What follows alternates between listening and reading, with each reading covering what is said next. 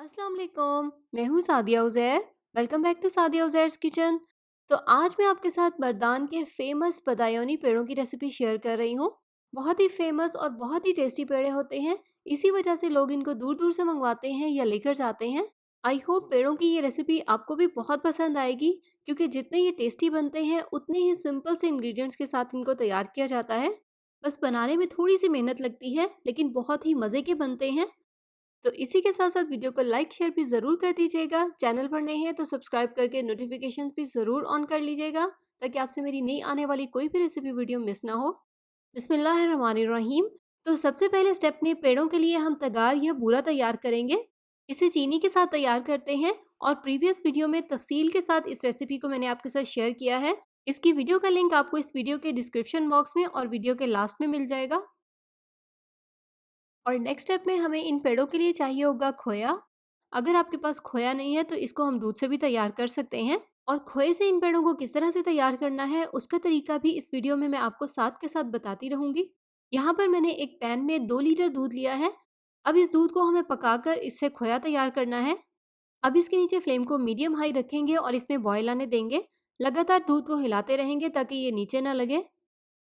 Boil आने के बाद अब इसके नीचे फ्लेम को इतना रखेंगे कि दूध इस तरह से पकता रहे, और थोड़ी थोड़ी देर के बाद इसको इस तरह से हिलाते रहेंगे। साइडों पर जो भी मलाई आए उसे इस तरह से दूध में शामिल करते रहेंगे। बस अब हमें इसको इतनी देर तक पकाना है जब तक कि दूध रिड्यूस हो जाए और इससे खोया तैयार हो जाए।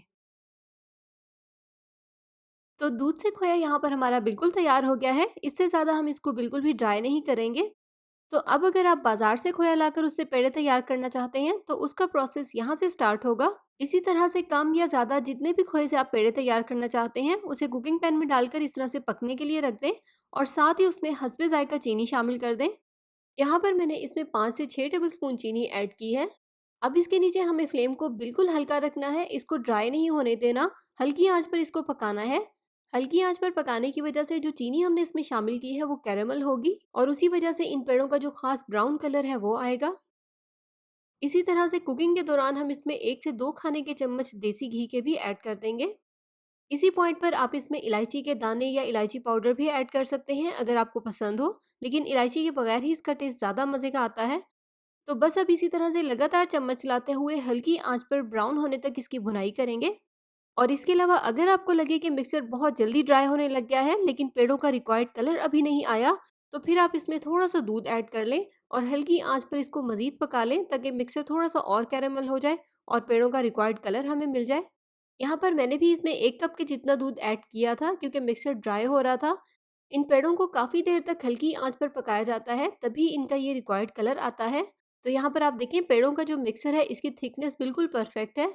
इसको हमें ज़्यादा सख्त नहीं करना, इसी तरह हल्का सा सॉफ्ट रखना है ताकि हम इजीली इससे पेड़े तैयार कर सकें। अब इसको हमें ज़्यादा ठंडा नहीं होने देना, हल्का सा ठंडा करेंगे ताकि इजीली हाथ से इसको हैंडल कर सकें। तो पेड़ों में थोड़ा सा क्रंच आए इसके लिए मैंने इसमें 2 खाने के चम्मच बूरा ऐड किया है। इसकी वीडियो आप मेरे चैनल पर देख लीजिएगा।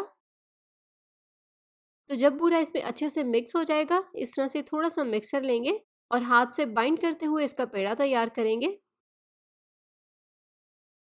इस तरह से पेड़े की शेप देंगे, और अब इस पेड़े के ऊपर हम इस तरह से तगार या बूरा लगा देंगे।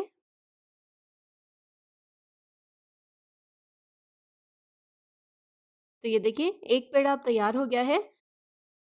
सेम इसी तरह से एक ही साइज के सारे पेड़े तैयार कर लेंगे, और उसके बाद इनके ऊपर इस तरह से बूरे की कोटिंग कर लेंगे। इन पेड़ों को बनाने में थोड़ी सी मेहनत लगती है, लेकिन ये बहुत ही मज़े के बनते हैं। आई होप आपको ये रेसिपी पसंद आएगी, इसलिए आपने इसको ज़रूर ट्राई करना है।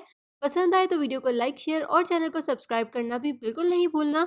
साथ ही साथ बेल आइकन को प्रेस करके ऑल नोटिफिकेशन सेलेक्ट कर लीजिएगा, ताकि मेरी नई आने वाली कोई भी रेसिपी वीडियो आपसे मिस ना हो। कमेंट सेक्शन में अपना फीडबैक भी दीजिएगा। अपना बहुत सा ख्याल रखिएगा, दुआ में याद रखिएगा। Thank you for watching. अल्लाह हाफिज़।